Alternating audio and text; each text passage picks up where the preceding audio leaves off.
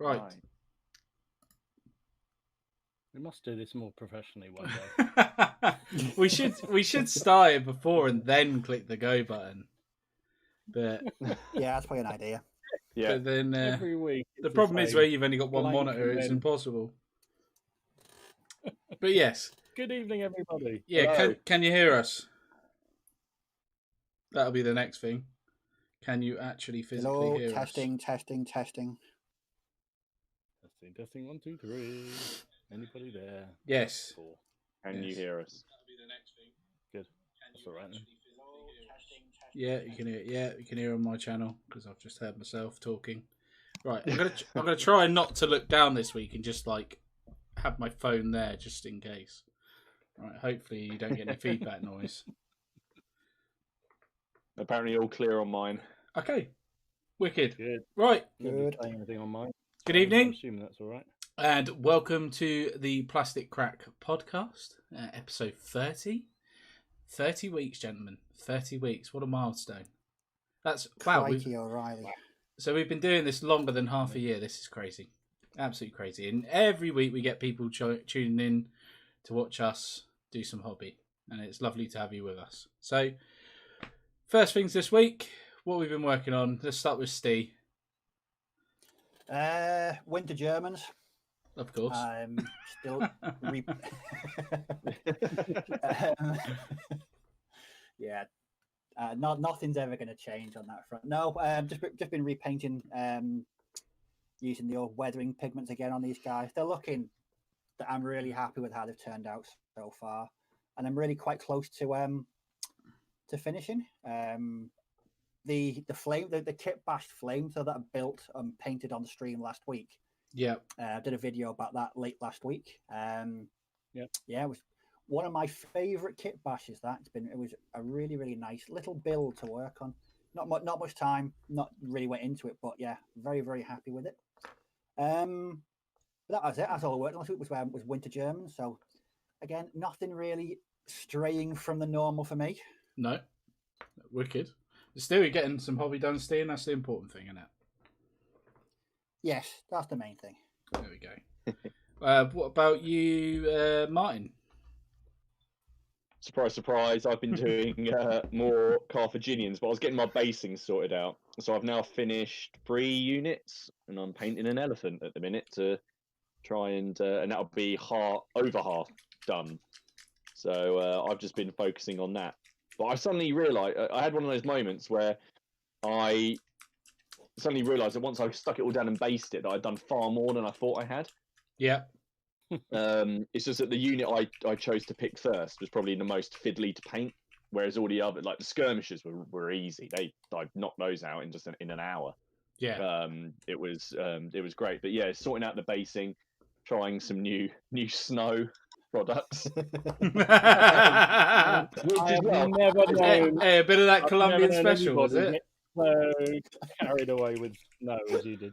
I've never been so obsessed with one thing, and I don't know what it was. The other ones was like, no, not how I want it to look, not how I want it to look. But the problem is now is that all over my painting desk there's these little gritty bits, and so if I move my hand across it, you won't be able to hear it. So I'm moving my mouse now; it would just hear this gritty scratching noise. I know precisely where you're coming from, my friend. You don't want to know what I've just done. Martin, do you know what's really good for removing that? God. A credit card and a rolled up £5 note. That was witty. You see me go a little bit funny later on. If you do anything, you're referring to my extra special bag of basing product, which has come sealed from. So for the viewers, this has been the constant source of hilarity for us four for the last week or so. Martin, I think, has been obsessed, like a man I've never known to be obsessed about anything as much, by snow. And he's been putting stuff in we have a chat, and we chat away all week about things. And he's just been obsessed with it. And we've been taking the pee out of him somewhat. Somewhat. It's been incessant. It's been incessant. But hang on, let me reach over. It's all been worth it, in my opinion. Anyway, you want to see? There we go. It's good. I don't know how well really that's going to come out. There we go. Well, I'm looks, sure looks really good. it was worth all the hype. I sat there I bothered painting this rock, and now I've covered it in snow. Like, why did I do that? Because you know deep down that it's going to be all right. It's all there. Deep and it's down, all I paid. know that underneath that there's a properly toned stone facing in there. Exactly. If you ever drop it and chip it, you know that it will be fine. But no, I'll tell you what though, that Go on. snow wash, the wash that they've got, Nice. that's wicked for vehicles. That stuff there, I like that. I thought where that you was can really just cool. pin wash around all of your joints, and then on the actual paneling just here, you just paint it on, and it comes up Yeah. like frost. So that that was quite impressive. Brilliant. and what was the Makes price me of want that? to do finish. Yeah. And what was the? Oh, don't! Oh shit, that's a great idea. And what's the price of that, Martin? The kit I got was 25 quid. On but some snow. No, yeah, but the thing is, if you buy like say the Luke APS stuff, that's 8 quid, and then you pay postage on top of that. I got the same amount of snow plus that snow wash plus this stuff, Insta Snow paste, which I think is used more for scale modelling, and It's a Colombian load of the special adhesive. paste. Yes. Yeah, yes, it's a It's- special. It's a special one. You can coat it on your food, and then you can coat it. And then you can And don't forget, he got it in a lovely bag as well. Yeah, I got Oh my yeah, to lovely be little, fair, that bag was yeah. actually pretty decent. The bag Yeah, was my lovely looking little pretty tote. good, My actually. lovely little I don't even know what you call this. What is this? Is this a tote bag? I don't know. Is this a tote bag? What It's is a this? It's a backpack, isn't it? Yeah, tote. This thing. Is it a backpack? How small are my daughter would have to wear this? Look, That's all right. The tote. as she moves It the is product around. Yeah. On the sender. Fancy nut. Mate, they're going to call you into that school if you're not careful. I'm My expecting- My I'm daddy expecting gives to me get called white. in anyway, My to be daddy fair. gives me white powder to move me around. No. I was Yeah, clearing Martin, up daddy's fake- snow powder. Fake snow product and rotting Christ. That's going to be an interesting parents' evening, isn't it? Yes. Dear, Brilliant. Move dear. on. Move on. Yeah, we'll move to on. someone else. And Move on to and just someone before, else. Well, yeah, Leslie says in the chat, he says really good basing. So well, yeah, he's good. That's it. You can buy all those bits individually as well. You don't have to spend like a 25 quid No, pack. I just thought I'd get it all yeah, and see what the fuss was about. you're like me like that. But yeah, Yeah, let's sure. move on to old Dom. We just want to say congratulations on your 1,000 Yes. subscribers, Dom. Welcome to the club. Hey. You made it. I've joined the big boys club. You're in the big boys club. Yeah. You've unlocked. Yeah. If you notice, you already got like because I tagged you in my video because you can tag you in it now because you got 1,000 subscribers. So you're tagged in that video. Look at that. I bet you're really excited about that. You know, like I said last time he called me out for something, I lost about 5 subscribers. So that's really going to do me well, isn't it? Yeah. God's sake. But no, thank you very much. I'm very pleased to hit that, and yeah, seemed like forever to get there in the end, but it's not been that long really. So No. I'll drink to that. Yes. What you've been painting then? Oh dear. You've been banging out the I've videos had a left, really good right, and week, centre, haven't you? I have. I've been catching up for my holiday stuff, so it's been good. The best thing I've done, I've finished just tonight basing up the last the Lancers for my Kleberg force, and I have to say they are genuinely the nicest models I think I've painted, and probably my most. I'm Proud? the happiest I've ever been painting figures Yeah. with them. I think they're just. Were they the pink ones, mate? Are they? Certainly- The pink ones, yeah. Yeah. I didn't do full pink at the end. 'Cause I was showing you those. So there were 2 options with the unit. So they started up. Well, in fact, I think they had 3 different uniforms during their sort of lifetime, if you like, as a regiment. But the one the one I'd sort of in my mind I was going to do was all white with a pink bib and pink hat, shako, and but in the end, the 1812 period, which is what I was doing the division from, they were wearing green, a dark green, and then pink, and so I picked for that in the end, and it does look absolutely. They awesome. look lovely. They did look. They Really. did. They look really striking. Actually, they really did. Yeah, They stand out just enough that you look- think, wow, that's going to stand out on the table without being crikey. That's over dramatic. Mary Yeah, Poppins time or something. I look forward to seeing them Friday. That's what I look forward to. Look forward to dying to them Friday as well. It's be good, yeah. I'm gonna have fun with them. Trouble is, I think the only problem is my next game, which is actually Tuesday tomorrow. I'm going to play in the Brits, so I'm not going to take them along for letting Jonathan play with them because I'm not going to. First, They're your new toys, mate. No, you can't do that. No, exactly. So. No. So no, I'm really pleased with that. And I also got a bit of artillery done. Thanks to Martin, I did a rocket battery. Yeah, I know. Warlord's rocket for the British. So that Looking forward to shooting your own men, are you? Yeah. I'm deliberately taking Hanoverian troops just to shoot them in the back, like you did. Get some going. I just love the idea. It looks really cool. It looks they are lovely fun. figure. That is a cool model, isn't it? It is a really cool model. I was thinking about. I think it's one of Warlord's best. Yeah. To be honest. I was thinking about kit bashing one, but when I go to do it in the end, but that model is very nice. But it tells like a story, doesn't it? That model, I know it's like they capture the moment perfectly, don't they? You can just imagine it on the battlefield. It's a really good model. Well, I was really surprised because I thought that because it's got the guy up the ladder sort of reaching back to pull the rocket up and the guy's supposed to feed it up, and I thought this is going to be a real ball ache to get this to fit together and just get it in the right position. And it wasn't at all. It just it looks like it should be hard. It looks like it should be really awkward. And then that's what annoys me though, is that was I found that was really nice, easy to put together. Everything fitted, and then you'll just go to put something together like, I don't know, just the head on a normal blazer. You can't get it to fit, or the arms don't. I know. Go figure it. And it's bizarre, isn't it, like that? But yeah, really, really easy. Although the worst thing I had was then the rocket itself was bent. So those metal. You can't straighten it, can you? No.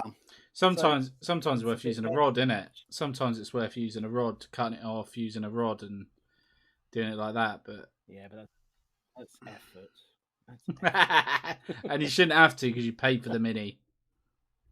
Exactly, but it is a nice model. And I also did my October Wargames Anonymous challenge, which I did an English Civil War cannon for. So you'll see that at the weekend probably. Very nice. Really nice I did see the picture actually on Discord. Very nice. Again, I was really pleased with that one. That was a really nice figure.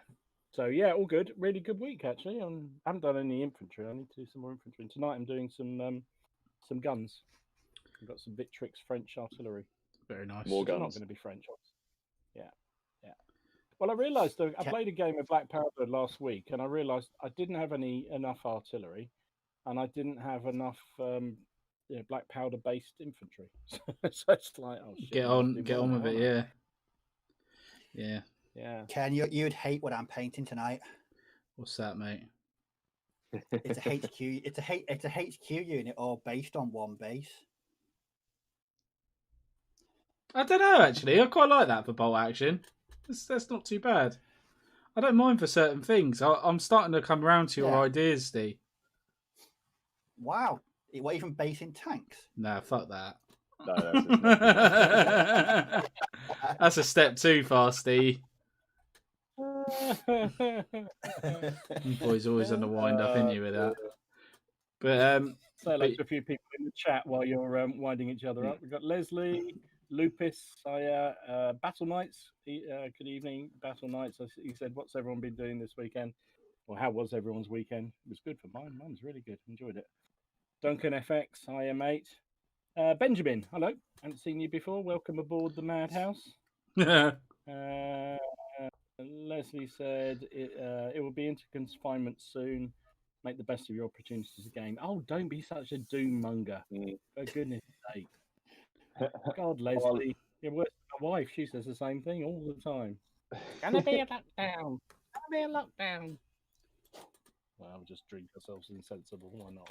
Play Tabletop Simulator instead. Hello to you, if that's all right. Yeah. Do you say hello? I didn't even get to go what I was doing this week. That's because we know what it's going to be. Yeah, but you've done a video on it, mate. We know. Yeah, we saw it. Maybe you've got a secret. Go on then. What have you been doing? Come on.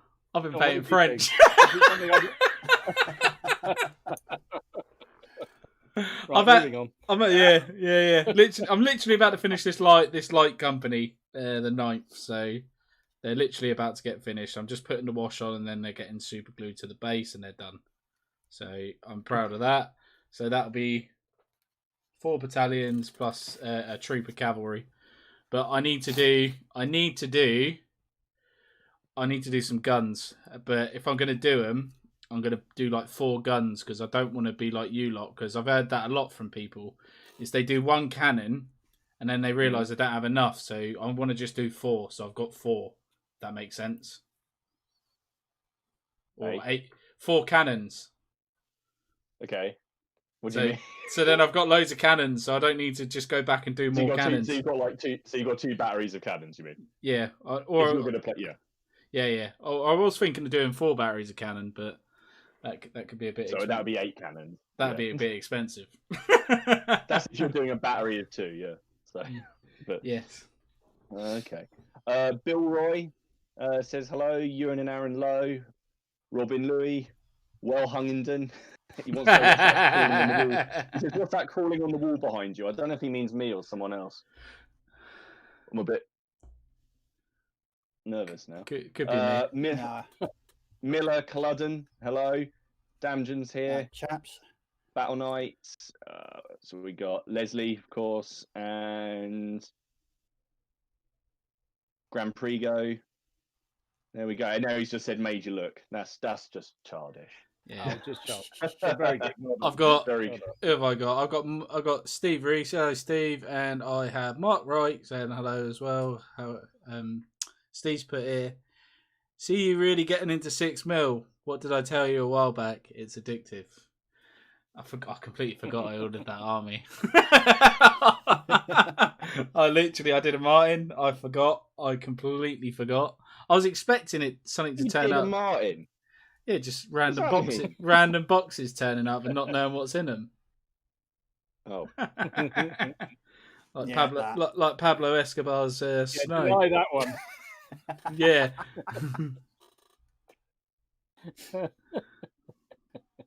He can't. But I generally forgot. I was like, what the freaking hell is this? Because I come in, I was expecting these casualties, right? Because they were from your subscribers, Steve. I was expecting them. Oh, yeah. But I was like, why is there a box here? And I just generally could not think. I thought, I've ordered a graphics card and I've ordered a terrain mat. And I'm thinking to myself, if a terrain mat fits in that box, I'm going to be extremely pissed off. Because it was it was pretty small. And I was like, nah, it can't be that. And I just completely forgot. But I bought it off one of the Facebook groups. So, like you do, you just PayPal them the money and then you forget about it. And it turned up. I was like, oh, very. I remember disposable income before I had kids. I remember that. It's a lovely thing, isn't it? Right. Yeah, I remember that. 20 years are the worst, mate. It's fine. Yeah. All right, cool. All right. If we're still doing this in 20 years' time, I'll have a little celebration there. Yes. We will. But I'll tell you some random news. Actually, I'm going to be looking at some moving house probably early in the next year. So the Ken studio is going to be a real thing, which I'm very much looking forward to. You going? Not far. Stay. You told Laura okay. your requirements. Yeah. You told Laura your requirements Yeah. and what you need in terms of space for a table and everything. Yep, it's been agreed. I'm allowed When you to say agreed? And your wardrobe space for your wardrobe space for your onesies. And well, no, your, because the agreement is like garden. I can put up like a man shed, and have the whole garden. What's that different to a normal shed? Because it's going to be massive. It's going to be about 30 foot square. It's going to be huge. So I'm looking forward to it, to be honest. And it's going to be heated, insulated. Oh, it's going to be so good. I'll look forward to coming down and staying in it. Yeah. staying in the west wing of it, yeah. Yeah. Yes. Yeah. Damgens just asked, have we got a Discord, and drop a link. The Discord we're going on about is the Wargamers Anonymous one, which I know some other people in the chat are in. So I don't know if someone can drop a link down there, but that's where you can vote on monthly challenges. Phil from Wargamers Anonymous runs it, but it's open to pretty much anyone to join. I don't think there's any kind of vetting process. Ken's in it. Yeah, exactly. If Ken's in, it's fine. Speaking of that, I had a good chat with Paul Beckus and Paul, but I've forgotten his last name. Richardson, that's it. Paul Richardson. That's it. Had a very good chat with those two gentlemen. What day was it? Sunday? Was maybe? it Saturday? I did see you Saturday, Sunday. I saw you were on, but I couldn't join. Yeah, Saturday or Sunday. Had a nice chat for probably about a good hour, I think it was in the end. And it was nice actually speaking to fellow war gamers, especially Paul Beckus being over in Australia. You don't, very rarely get to catch him online, isn't it? Really. Time zones and all that jazz. He just sees you log on and then he logs off. Sorry, I'll lay off you now. I've had a whole week of Colombian snow powder jokes. You shouldn't have bought it from Pablo, should you? I really wish his name was Pablo. I think his name is like Ethan or something. I tell you what, I've got a very. If anyone looks at my image searches on my phone, yeah, I might be on some kind of special watch list after this week. Oh yes, yes. All the images you were posting, yeah, that's true. Yeah. Reiterate what those images are for the audience, Steve.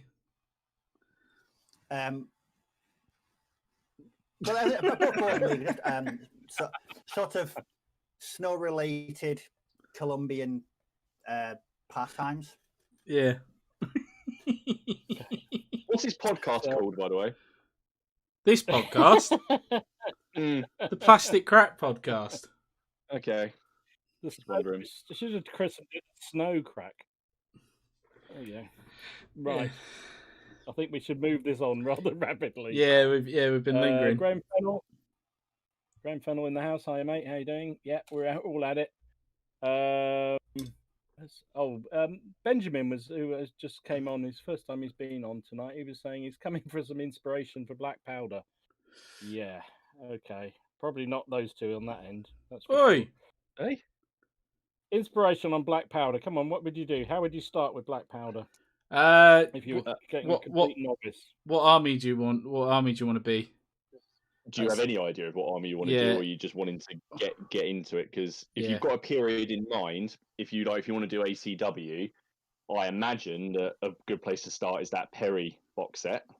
Yeah, the one with both sides, or are you just looking on getting one force? That would be the first thing, because the black powder covers a good 300-year period. Yeah, you're talking black powder. Answer the questions, and we'll just answer them throughout the whole show. So just ask. Anyone's got any questions, you just ask them, and we will answer them. So, but French drummers. Yeah. There's nothing wrong with French drummers. I've painted one. They're fine. They're fine if you're not fussy. I hate them. It's just French you have to avoid, that's all. Fucking hell, there's nothing. If you want quick models to paint, you've got a couple of choices. You've got the French in greatcoats, or you've got Martin's Prussians. They're pretty quick, aren't they? Yeah, Prussians are quick. What's the ones with B? Brunswickers. They're quick, aren't they? They're all black, aren't they? Near enough? No. Yeah, Brunswickers are all black. Yeah, they're all black. So they're you don't want to paint them black, because otherwise they'd look too black. Yeah, you want like a charcoal grey, but it depends what period you want to do, and then we'll go from there. He's just said he's got troops coming in the post, so he's looking for inspiration. So we'll see. Oh, right. We'll see if he comes back. But Benjamin, let us know if there's anything we can help with the guy. Honestly, yes. Yeah. You all launched into that, you see. Apparently, Battle Knight says there's free sprue of US Marines in next month's War Games Illustrated. Stay on that. There you go. If you're looking, that'd be interesting. Be a good thing.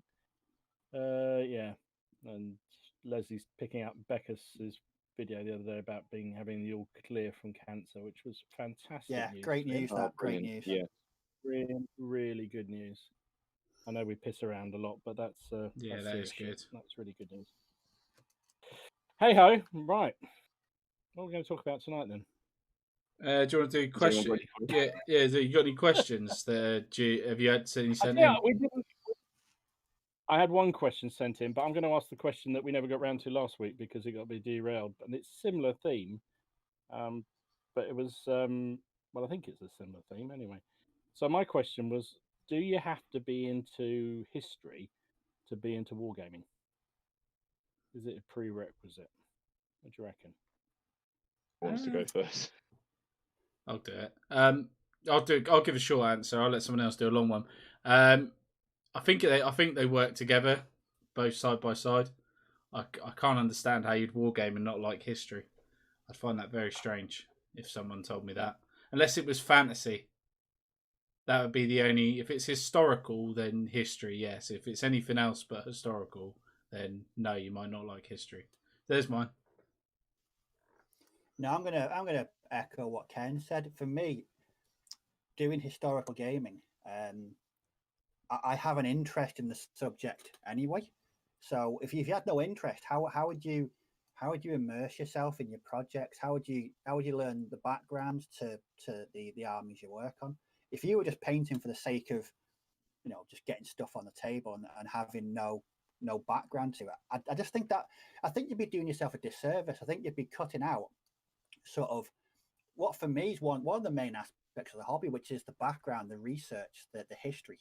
So I mean, it's probably possible to be a gamer and not have an interest in history, but you're really going to limit yourself when it comes to the sort of the background, the fluff aspect of stuff. So my answer would be yes, you can, but you probably shouldn't. Right. I tend to agree. I mean, to me, so playing devil's advocate, I think there are plenty of people, and we all known them, I guess, through the years, who are gamers. They like gaming, and they'll play a system, and they'll play to maximize it and blow the history. Doesn't matter. Doesn't really matter. I'll have 50,000 bamboo warriors in my Japanese army because they're the most efficient and they're cheap and they'll win every time, kind of scenario, and bugger the history. And then you get the ones that are completely all over the history and that's all they care about, to the other extreme. Somewhere in the middle is most war gamers, I think. And to me, I think I agree with you, Stu. I think you're missing something if you aren't enjoying history. If you don't enjoy history alongside, but I think you can do it. I don't think have to be a historical buff to do it. No. Who's this? Lost Martin. He keeps Martin's in such disgust. He's decided to go. Sorry, I'm not ignoring you. I'm on call, and I just had something come through, but it's fine. It's just a message asking me for something. Sorry about that. No worries. Leslie says some people just enjoy the figure painting, some just enjoy. Oh yeah. I'll tell you what's quite interesting though. Leslie is right with that, because I have met someone at a car boot sale before, and all he does is he paints figures, but then he paints Warhammer. But then with the money he sells them at the car boot sale, all he does is go and buy more Warhammer and just paints it, and just keeps repeating, and never keeps any of his miniatures. He just likes painting it. Yeah. Don't even like keeping it, which I found even more fascinating. He sells it. Yeah, he just sells it on. He just paints it and sells it. Wow. So he doesn't. That is bizarre. Yeah, I know. That's what I mean. He doesn't even keep it.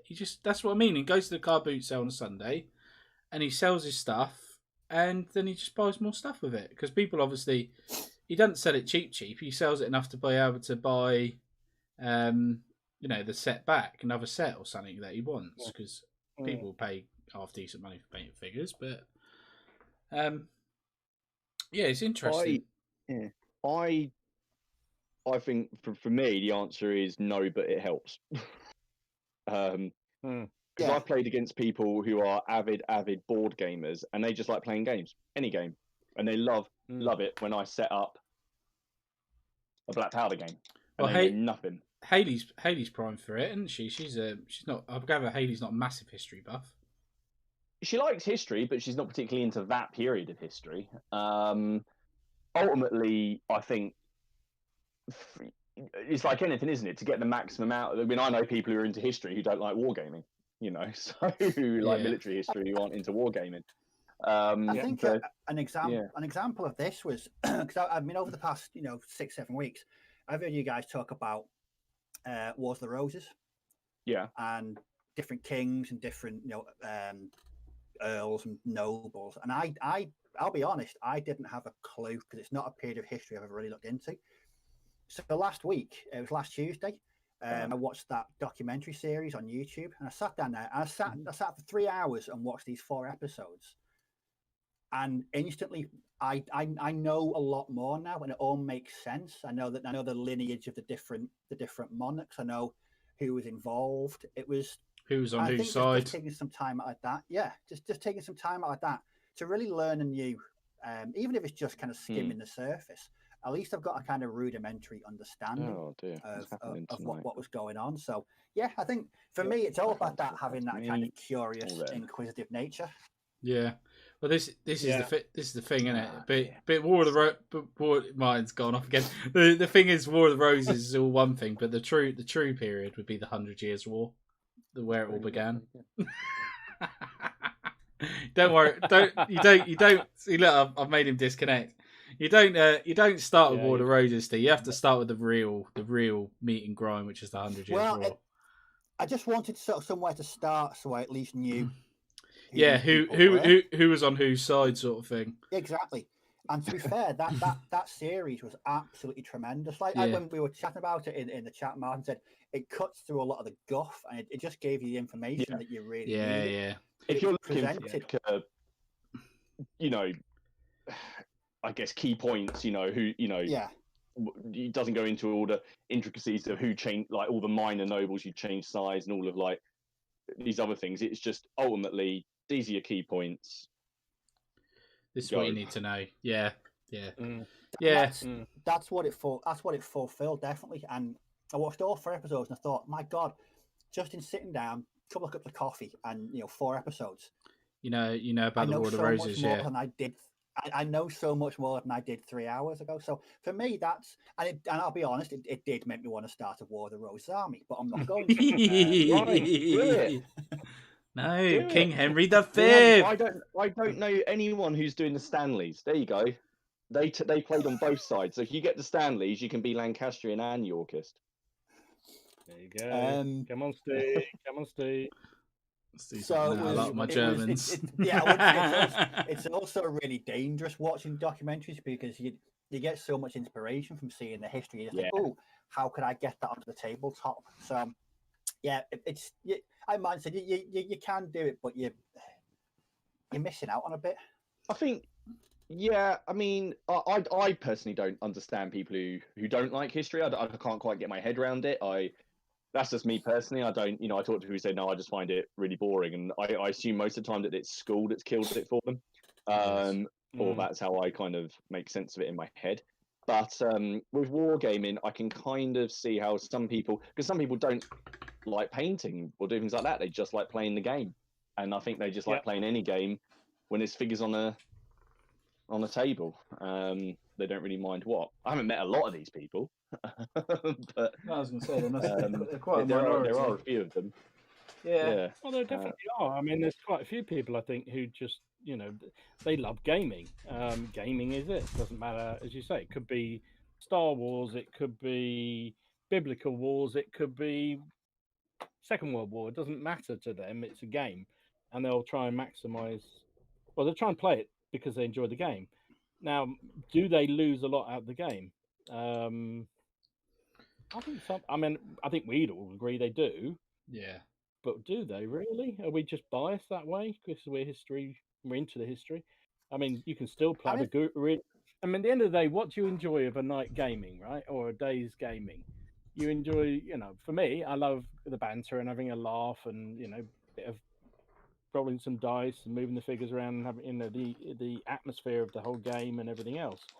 As the fact that most games I play are fictitious. They're not, they're based on a period, but they're not a reenactment of the game. So, being devil's advocate, does it really matter? It could be hairbrushes being moved around. It could be blocks of wood being moved around. It could be. I do like seeing everyone get stroppy when I roll really well. I like getting stroppy and then beating you. That was what I liked.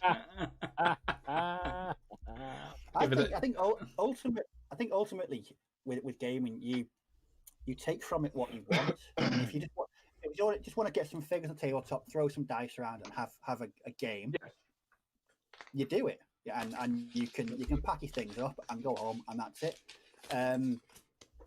So I think you get what you put into it, essentially.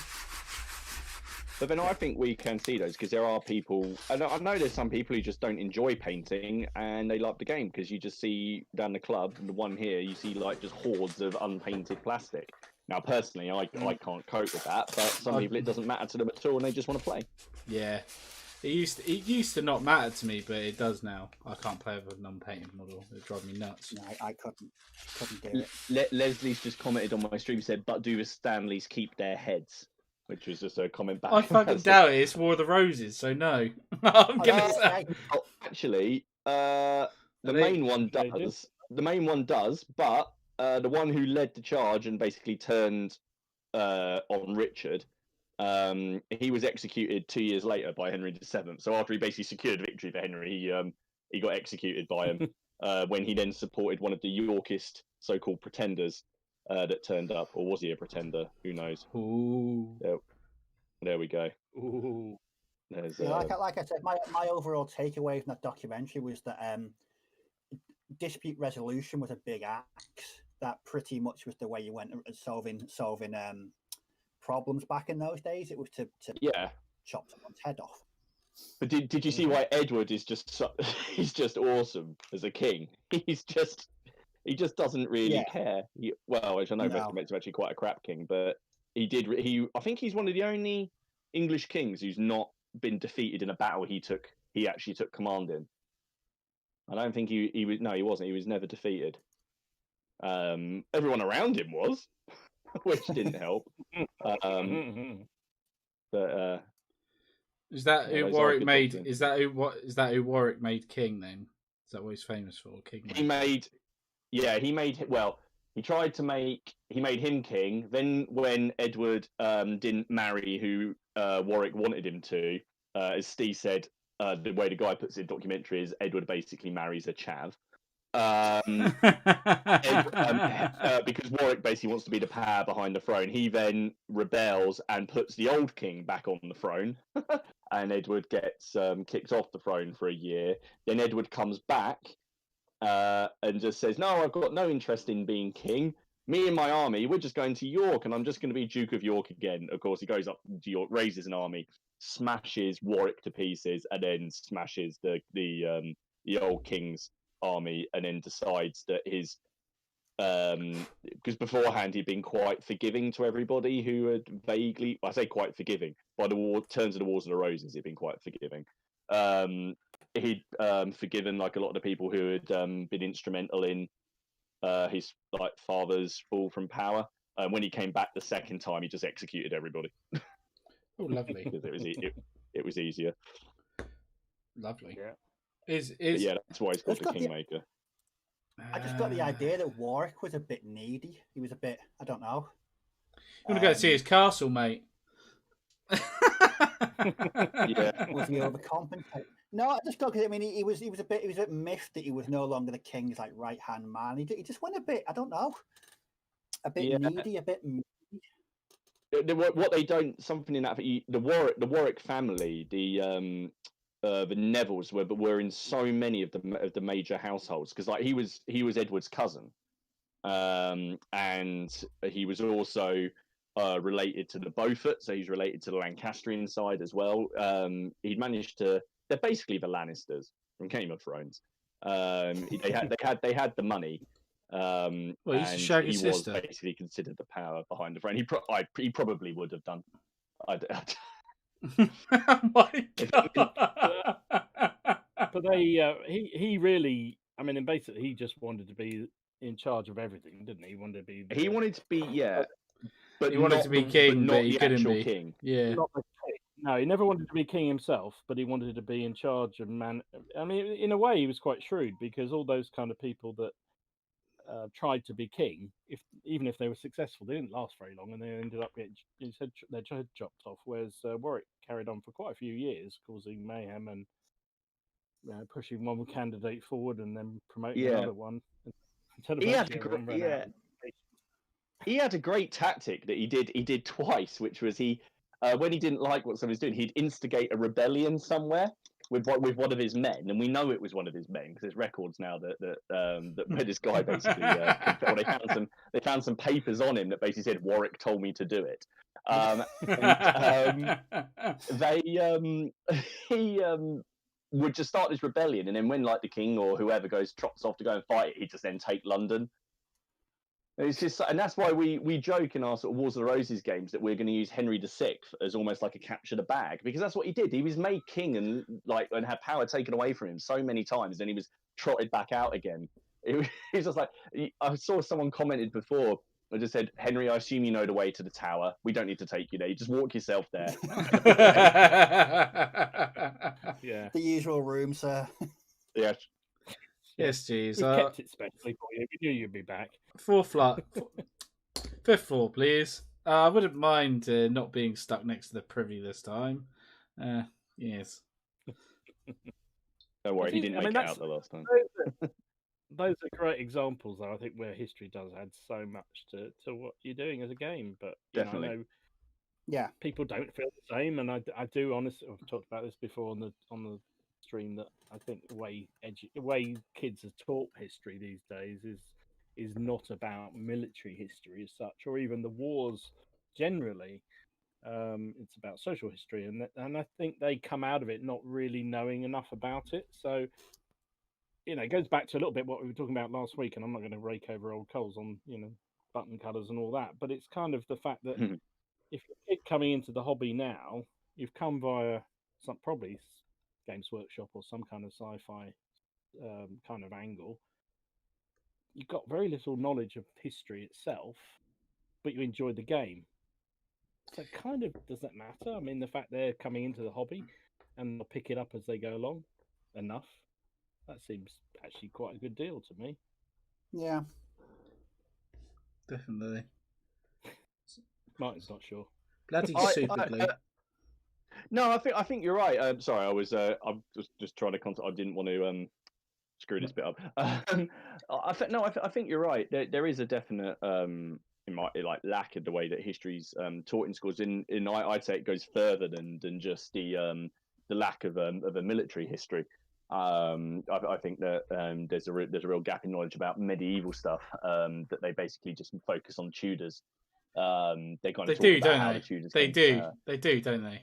Yeah, everyone loves the Tudors, but the Tudors were horrible. Let's face it, they were horrible people. They were all horrible back then. But I wouldn't have wanted to live in Tudor England. You just before in the Wars of the Roses, you just half like to get shot or get your head cut off if you're a noble. In the Tudor period, you didn't.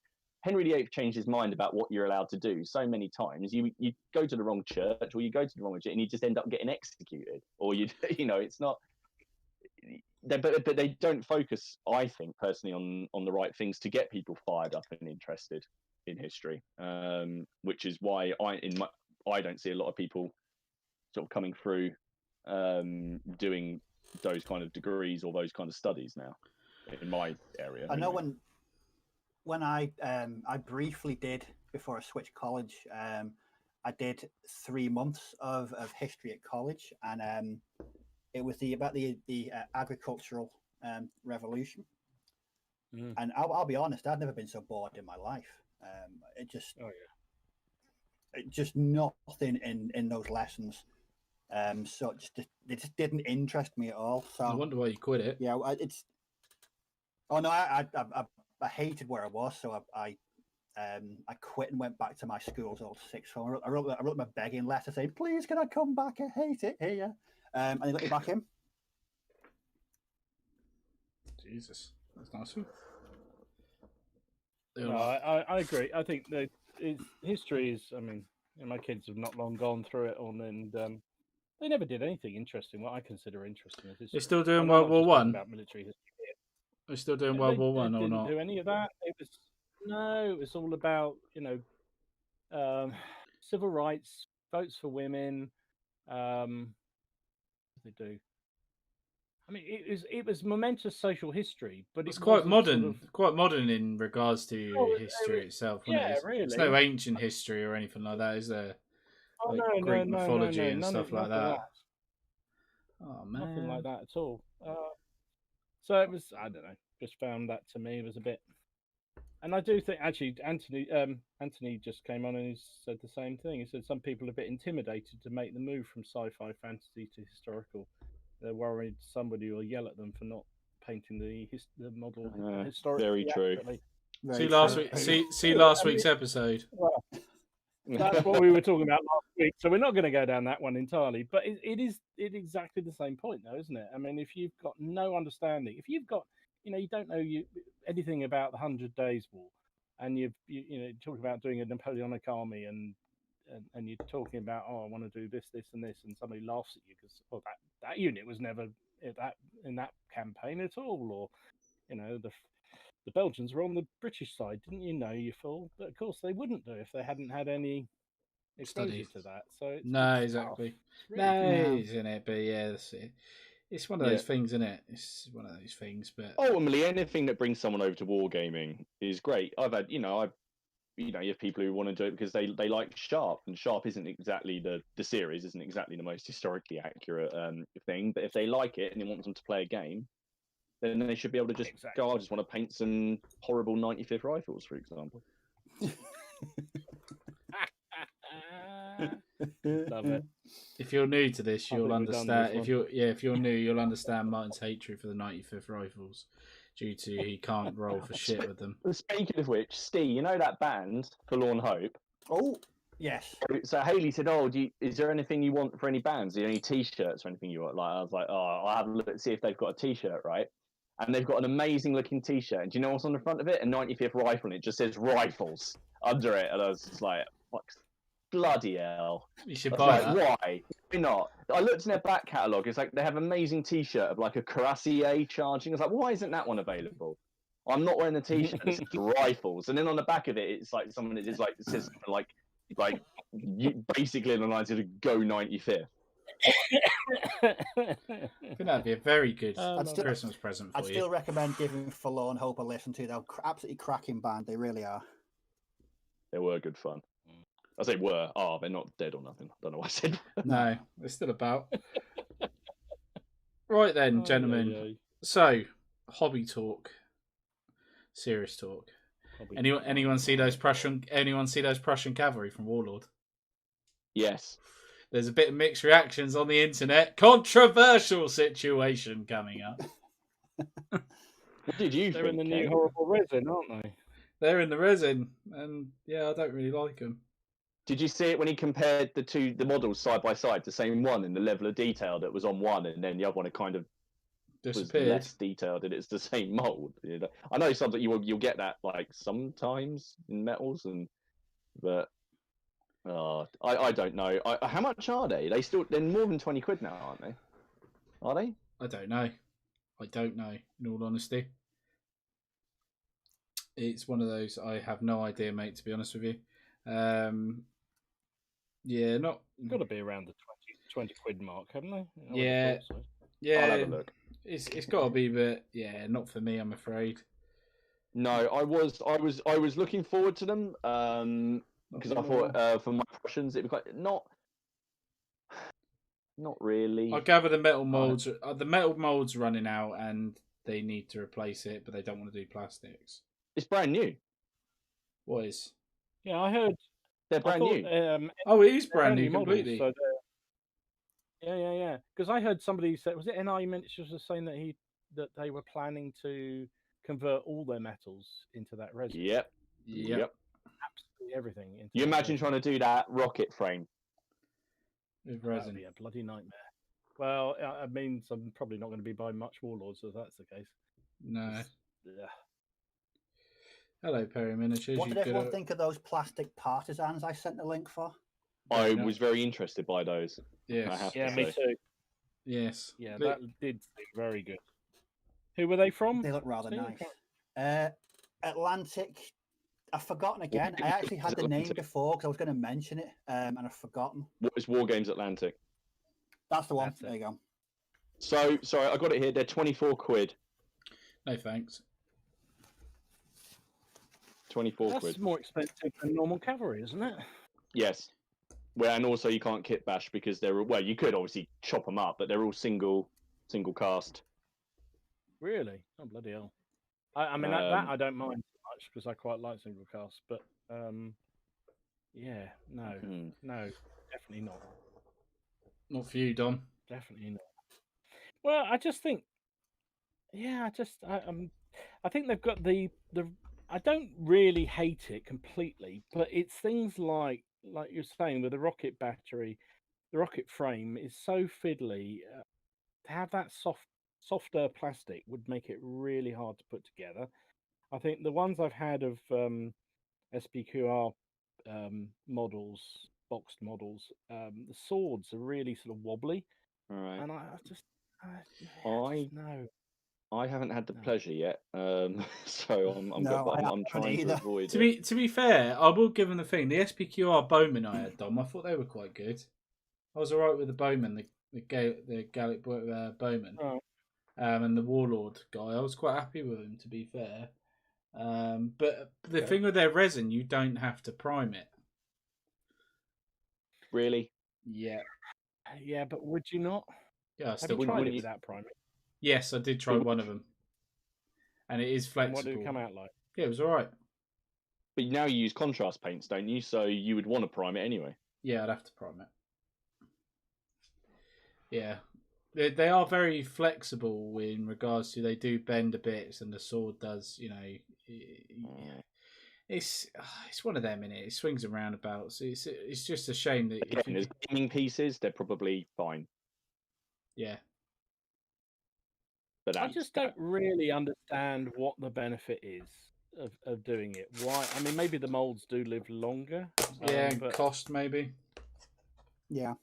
It's going to be costing. It's a business, isn't it? At the end of the day, isn't it? Yeah. Somebody, of course, there must be a cost element somewhere. Somebody's done a cost analysis and worked out that it's cheaper to do it that way. That's for sure. But I can't remember who was it who said. Was it? Can't remember. I can't remember. Somebody did a video and or somebody was talking about it, I think actually on here, about how it was more expensive than the regular metal. Yes, than the I regular think plastic. I've seen that as well. Was it NI? Was it? It might have been. Or maybe I it thought was it NI. might be. Maybe it's NI. If anyone knows that video, if they could, I'd actually quite like to watch that again. Yeah, so that it was more expensive, and I don't know if it is. Then there must be some other reason. So maybe the molds last longer. Maybe it's less destructive molds. But yeah, I mean they're a business and they're a shrewd business, so they're clearly doing it for a reason. Speaking of expensive, I've got a model I'd like to talk about. I'm kind of curious to see what you guys think. I think I know what the answer to give me. So, I don't know why I picked this up, but the new Age of Sigmar army is giants, which you can now field as giants, right? Just an armies. That's what I understand it. And the new giant model from GW is a giant. So it's twice the size of the giants that are already out. So it's entirely plastic. What, Dom, have you seen it? What do you reckon the cost of that would be? A giant that's double the size. I did see it, and I remember going, "Oh my god!" And it was so high that I can't even remember what it was now. Steve, what do you think for a giant? I remember, 200 quid, I reckon. What, made by Games Workshop? Yeah. It was over 100 quid, wasn't it? I don't know. I think I could probably just slam my head into a random number generator and be somewhere accurate to what it might be. I've got no idea. 200 quid. It's 120, 125 quid. But then if you go onto Mantic's site, go to Mantic. If you go onto the Mantic site, you can pick up a really nice giant who's about the same size and is actually a better model in some ways for 29 quid or something. Yep. And there's variations on it as well, aren't there? You can get like a frost one and they're different. Giant. Hello, my name's my name's Games Workshop in 2020, and I just like putting a premium on my things because of my name. That's what I like doing. You know, if someone said to me, right, there's £129. Go and buy some bolt action stuff. Do you know how much bolt action stuff you could actually get for 129 quid? You could buy free armies. Free armies. Yeah. You could buy 2 or 3 arms, or you could go out and you could buy.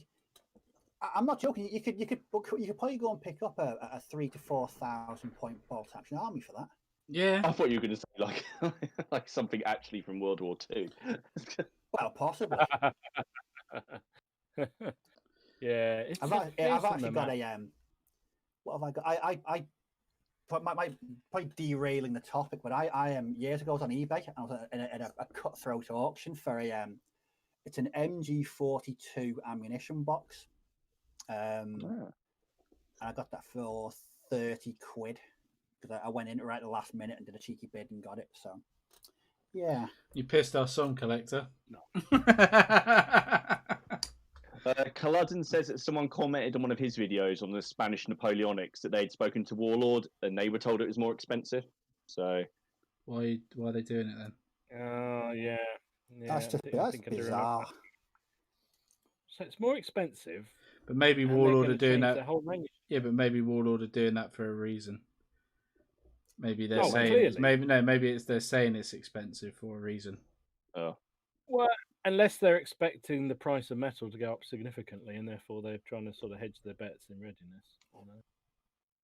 I don't know, whatever. But yeah, I do. But that's scary. That I think that's actually quite disgraceful. That Sigmar giant. I mean, for that price, that's not the only thing that's disgraceful from GW. Well, yeah, I know. But you're going to get some kid who's going to be pestering their mum and dad for that. Yeah, that's the whole point, isn't it, Dom? That's the whole fucking point, isn't it? That's why they do it. That's exactly why they do it. However many models to go with it. It's like, oh, for crying out loud. Yeah. That's what they do. You can build them as an army. Yeah, but that's... you'll want a few of them. They're not stupid over at Games Workshop. They know how to take your money because that's exactly what they're banking on. They're banking on little Timmy going, I want that for Christmas. And then you give them the Mantic. Yeah, you give them the Mantic giant and they throw a temper tantrum because that's the way of the world nowadays. And yeah. But I guess if they go to... if they go to a show or what have you, or an event, they'll be thrown out if they use the Mantic one rather than the GW one. Yeah. I've got images of you sitting under the Christmas tree, Ken, with Laura on Christmas Day. She gives you a box and you open it and it's that Prussian cavalry. you just wreck the place. What the fuck are you doing, Laura? What are you doing? Love it. Oh dear. I don't play Prussians, I play French to piss Dom off. Another thing, I sent a picture of the book that's out in January next year. So it's the Anglo-Canadian book for D-Day for bolt action. Oh, you did. Oh, yeah. Yeah. Please, new British models. That's all I want. You what? In resin? Oh, fuck. No. I've been a good little boy this year. All I want is a new plastic British kit. That's all I want. Oh, please, Steve. Please, Warlord, make it happen. Oh, I meant to say we after we played our bolt action game, because we had the board set up, we tried out Operation Squad. You know the Oh yeah, the one we were going to try out. Squad level. Yeah, we really enjoyed it. A lot more back and forth. I had to think about my tactics in that a lot more. I felt I had to think about it a lot more than I did in bolt action, but I think that's because I felt a lot more under pressure in that because you're picking your actions and then sort of say 3 of your models, and then you roll initiative to see which order they go in against 3 of your opponents. So your guy might just end up running out into the open and just getting shot before anyone else. But Ken, you're like this. You can throw grenades in it. Yeah. And my opponent threw a grenade. I had 2 of my British paras in a church. He threw a grenade in. He wounded one. He killed the other, and he wounded himself in the process. That's how you should. That's how it should be played. But it's quite interesting because you've got the soldiers have 4 states, so they're fine, shaken, wounded, or dead. And basically, wounded means you can't add. Everyone's got a skill level. So, for example, a normal para's got a skill of 4, so he adds 4 to his dice rolls. Once they're wounded, they don't get to add their skill value, and they always have to move at like half rate until someone takes like a first aid action next to them or something like that. And then if they receive another wounded condition, they're dead. It was good. It was good fun. I think we're going to give it another go. I'm not going to try it with any vehicles or anything yet because that looks quite complicated. But vehicles look like they're actually really powerful in it. Actually, what they're meant to be then. Which rule set was that one again? It's called Operation Is that Squad Evolution. It's not the 148. Actually sounds thing, really is it? good. I like the sound of No, that. it's. It's that I'll give one. you an idea. Yeah. It's that one you were going on about the other week, wasn't it, Martin? Yeah, but I hadn't had a chance to play it yet, and it played out really well. And we were just playing we thought we'd just learn the rules and just do we did 8 paras and a sergeant against 8 Fallschirmjäger and the equivalent, because they're all basically the same. We didn't give them any extra weapons; they all just had rifles, and we just played through it, and it was quite fun. It's got a bit of the dead man's hand kind of. It's always worth taking a shot because you can do it. You can kill someone at long range with one hit. If they pop their head out, kind of thing. So it was worth it. So we enjoyed that. I just need to get to grips with it a little bit more. I don't think it will take the place of bolt action for me, because bolt action obviously is a larger scale, company wide. Yeah. More tanks, but if you wanted to do a little sort of quick game, Guns of Navarone kind of thing, that'd be perfect for it. Oh, what a film! Love that film. But yeah, no, it does sound good, mine. It does sound good. It does sound good, yeah. You can make story up with it as well, can't you? Like missions, going on missions and bits and bobs. Yeah. Definitely. That's there's an experience system in it. What's even cooler? It's not expensive either, that rule book. Maybe something we can try out, Don. I haven't seen that one. I must give it a go. I think you weren't here for it, was it? I don't think you were here for it, mate. I think you were away on your. No, I don't think I was. On my sabbatical. You're on. Well, next time you come to Ken, we'll give that one a go. Oh yeah, definitely. So do some black powder. Give that a go. It was just good. It was just good fun. Nice to play something a bit different with the same models. Oh, gentlemen, the light company is done. Yes. Oh, sorry. Someone get a bugle out. Yes. The drums, don't you mean? Oh my god, how many men have I done?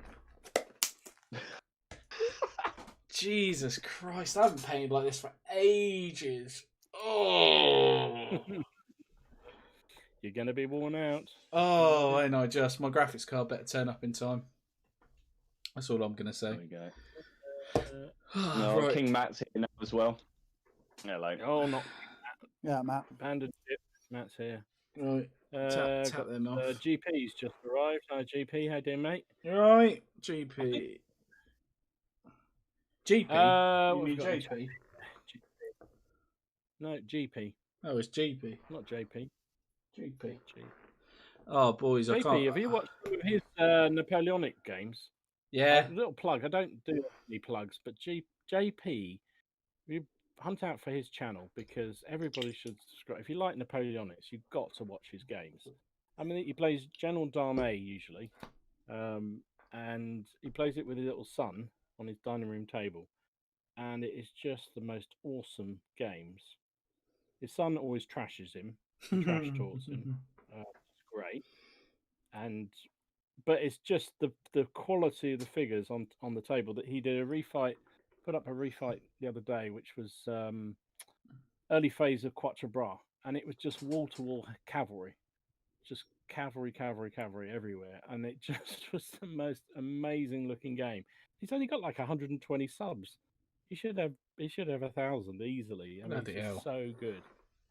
Really good games. Yeah, definitely. Yeah, look at that. Oh no, I think I had. No, wait a minute. I did watch a General d'Armée game. Might be. He did.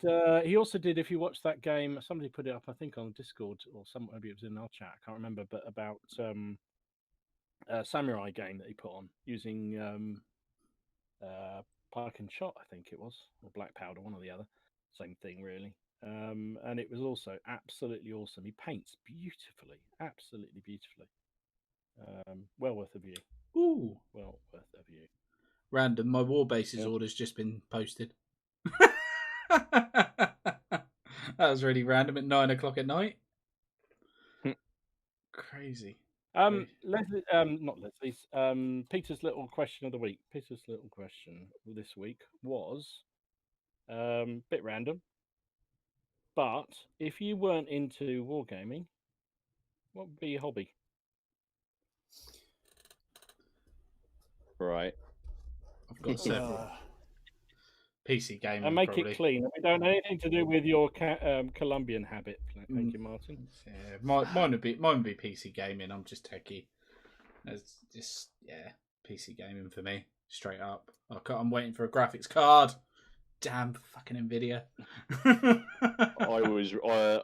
as well as wargaming. I really like gigs and music and films. So I guess it would be probably more about that. I just don't spend as much money on them now because I spend my money on little plastic figures instead and children. fake snow.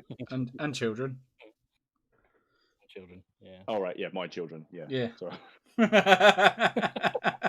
Yes, you do have children. Well, I was going to say, were they your kids buying, or were they for show? They are my children. They're eating my food. Oh, there we go. let's what move mine on. would be. Steve, what are you going to do? What would you do, Steve? I'd be writing more, and I would probably be playing a lot more guitar than I do these days. Because I don't really play much guitar anymore. But yeah, mainly playing musical instruments and writing would be my hobbies. Cool. Here we go again. Oh, we lost him again. Yeah, he's disappeared. Yeah, Battle Knight says knitting. Yeah, I don't think I'll do knitting. No. I'd probably do a lot more. I would write probably. That's something I've always wanted to do. I mean, I was a journalist for many years, so I wrote for a living. But I mean, actual fictional writing, I'd do that. That would be probably. I probably will do it at some point when I've got the time. But between work and family and wargaming, I don't have the time for it. But eventually, I will do that. I do like computer gaming, but I kind of get bored very easily. Oh, I don't. I could spend interest in hours in the game, hours and hours. Hours and hours. Yeah, I mean, if I get into a game that I really love, then yes, I would. We used to play. I mean, with my mates, we used to play all sorts of weird games that don't exist anymore. But they were great. I probably played them. Possibly, yeah. Ken, have you played The Division? Yes, mate. I've only just started playing now. It's like 4 years old, and there was a second one out. But I was really ill this weekend, so I couldn't be asked painting. So I literally spent the entire weekend on the sofa playing The Division, and I must have put in between 6 or 7 hours a day between Friday, Saturday, and Sunday. Going through that grind, are you, Steve? What? Going through the grind. It's grind, isn't it? It's grinding. Yes, yeah, just totally grinding. I was fed up of getting wiped out by people 3 or 4 levels above me, and having no chance against them. So I've been going around doing random missions and really grinding the levels. But I don't normally play a lot of video. I don't normally play video games to that extent. Normally it's a couple of hours every night. But yeah, properly hammered this weekend. Loving it. Really good. Have you ever encountered any? Oh, sorry, Martin, you're back. You could say what you're going to do. What would you do? Oh, you said music. I said, yeah, no, I've been back a while. I was just this. I mean, have you ever anybody played any decent computer games that are properly like war games? Yeah, there are a few. What do you mean? What was Normandy, 1944. Well, most of the sort of games you play tend to be shoot 'em ups, don't they? So you take a person of a squad on a squad or what. You want to play strategy? You want to play strategy, mate. You want to play strategy games. Yeah. Like Total War games. So yeah, Total War. Oh my god, the amount of hours I've sunk into Total War. They're not like, but they're not really like war games, are they? Oh, do you mean like? Oh, you mean there's games like XCOM games. They're like that, turn-based. Oh yeah, XCOM. Yeah, you want like turn-based. That's what you want. War Machine. Privateer Press had a game like that. I used to play a game called Panzers on my old desktop, which was just proper World War II RTS. Really enjoyed that. That was a lot of fun. Yeah, I used to play that. Again, though, I think you sort of worked out what it was you had to do to win every blinking scenario. Because there was certain formula that if you played that way, you'd always win. Oh yeah, there was a certain level of rock, scissors, paper to those games. Yeah, it was. I do remember many, many, many years ago, and I can't remember what it was called now, but it was you could actually play a game like a tabletop game. So you sort of build your army. It was done with ancients and medievals, I think, and you could actually sort of form your army based on a point system, and you laid it out like on a table front, and you'd move them, a bit like a tabletop simulator type scenario, and that was really good. But it was, I think, when it never took off because it was such a niche kind of thing. I wasn't shooting things and killing things in massive ways, but I've always thought if somebody could do a really clever game where simulates tabletop had all that sort of movement. Yeah, and there was still that activity in it that would satisfy a power gamer or someone that somebody who likes the explosiveness, so that when the archers fire at the enemy troops, you could zoom in and see the guys being hit by arrows and being wiped out or what have you, or when the bombard fired into the troops, you saw the effect of it bowling down loads of men. That would sort of be quite really cool, but nobody ever seemed to really, not that I was aware of, ever seemed to do anything quite like that. No, I'm trying to think. I've got Blood Bowl 2 for the Xbox, but I find that the most infuriating game ever. Because you don't see what the dice rolls. Yeah. Call me suspicious, but I don't trust a computer rolling dice for me. No. No. Oh dear, gentlemen, I've decided what I'm going to do next, and it's going to be painful. I have 4 sprues in front of me here. This. Well, you stick together those British? No. Oh God. It's not going to be painful. Yes, it will. 60 models. Putting 60 models together.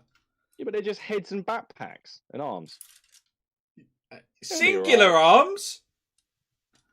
Why Ken, this singular arms? Can you do something for me on the stream? Will you do something? Will you stick together one of those British Victrix? Now, will you do it? Please. Yeah, I'll do it. I've got no instructions for them. That's the other thing. I've got to go online and get the instructions. They have instructions. That's never a good sign. Oh, Christ. Oh, my God. The hand is separate to the rifle. Yeah, well done, Ken. Oh, shiver me timbers. And then you can do it. Then you can put him on the base running away from your old guard or something. There you go. I love it. Oh, my God. Everyone here just said Total War. Total War, Total War, Total War. Sam B says hi from Colorado. Hello, mate. Yo. Hello, mate. Right. And Total War, does it do it? I don't know. Yeah, now they're all chatting about Total War. Because you get the best of both worlds. You get the strategy. And then you get the battle.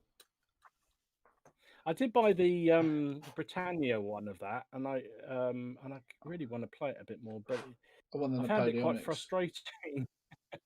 Just really quite frustrating because it seemed to be very formulaic. If you didn't do the right thing at the right time, you were screwed. I have to say, Osmosie's just dropped in. He says, "Good morning. I really enjoy your podcast, although I don't normally catch them live as it's 6 a.m. in my part of Australia. So keep up the good work." Thank you very much. Good day, mate. That's very good. Good day, mate. He's probably gone good day back. I don't know. Battle Knight says check out Battle Brothers on Steam. It's fantastic, reminiscent of Mordium. Sorry, can't spell. Mordheim. Okay, fair enough. Mordheim, I think he's saying. Is that it? No, he's not spelt it that way. But I don't know. What's Mordheim? Is that good? Games Workshop. Mordheim, yeah, fantasy Necromunda, basically. Okay. You probably like Necromunda if you like that sort of thing.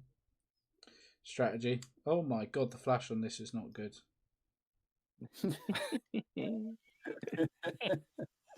It's like, What have you done?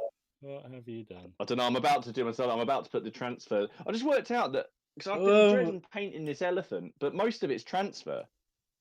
The actual elephant body, most of it's going to be transfers, and the thing on its back. Look, because I'm doing all the. There we go. It's all sides of the elephant. Yeah. So I painted the elephant and the men. I was just sitting there going, what do I need to do now? I was about to start. And, oh no, hang on. That's got the transfer on it. Elephants are the easiest thing to paint. They're so easy. Yeah, no. I'll just kind of. He's milking it. He's doing our evening a bit. What cheat? Just whinging. It's just whinging. All right, I don't like these Victrix already. That took about 90 seconds to come to that conclusion. Oh, don't make me put one of these together. Please, no, go on, do it. Could we put Are me? they Oh that God! bad? Oh, they're not nice. This plastic doesn't feel like plastic. It feels soft. It feels weird. That flash is horrendous.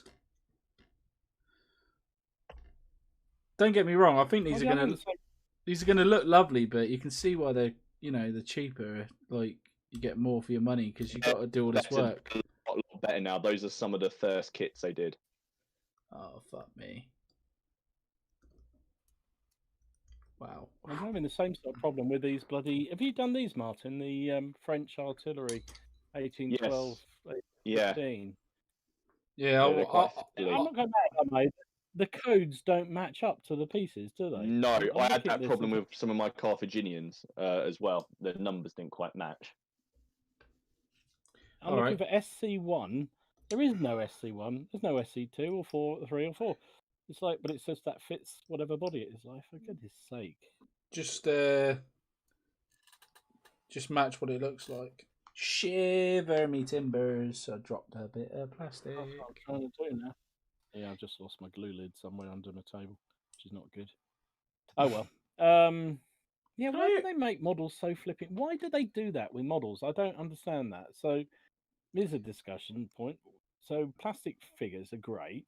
They're really simple to use usually. But then you get those sort of kits that Ken's going to kill himself over in a minute.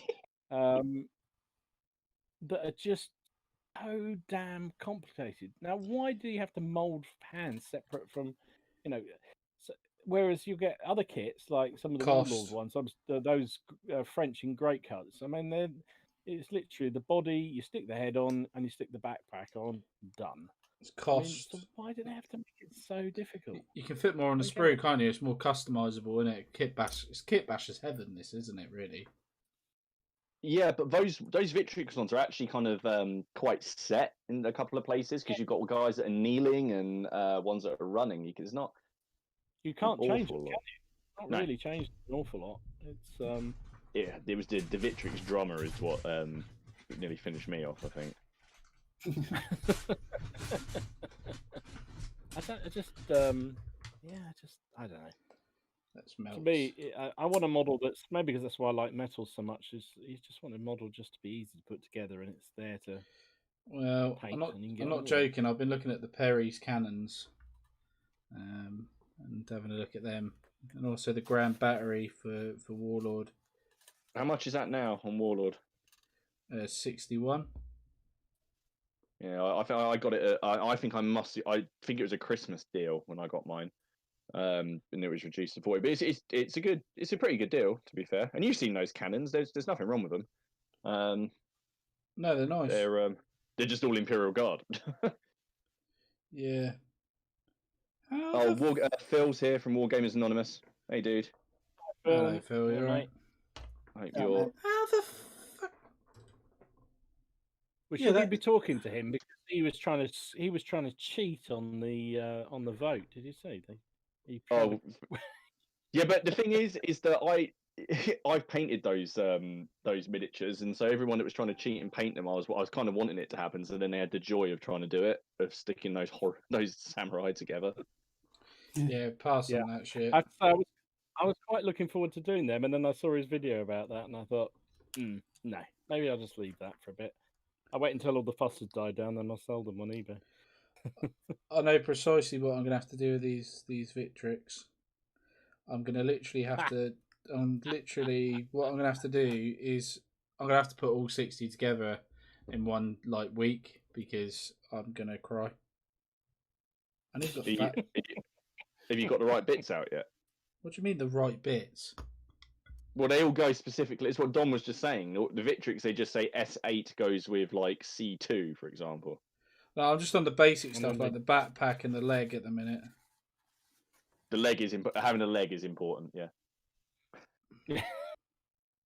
Look how upset he looks. These were not worth £8. Oh, you really are. Shit. You can just go on and buy them ready made up. That's what I do. That backpack does not go with that. My last load of Victrix inventory were all done already made up. So much. Oh dear. Oh, come on. Enjoy. Wherever I go. That's just sadism, it really is. Martin, Oh, we've lost Martin. Martin, you're He's a so prick. excited he's shut himself off.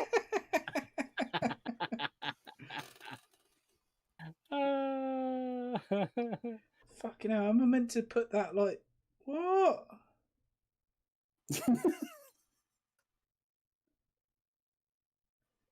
Is that right? The fuck's it? Oh, mate, what's going on? Nah, fuck it, it's going in the box. Is he giving up? He's given up already. Just like that already. Is he giving up? Just like that. He's given up. Well, the problem is I haven't got a thing to say A5 goes with what. That's the problem. It don't help. It doesn't help. Trust me. Well, I think it might slightly.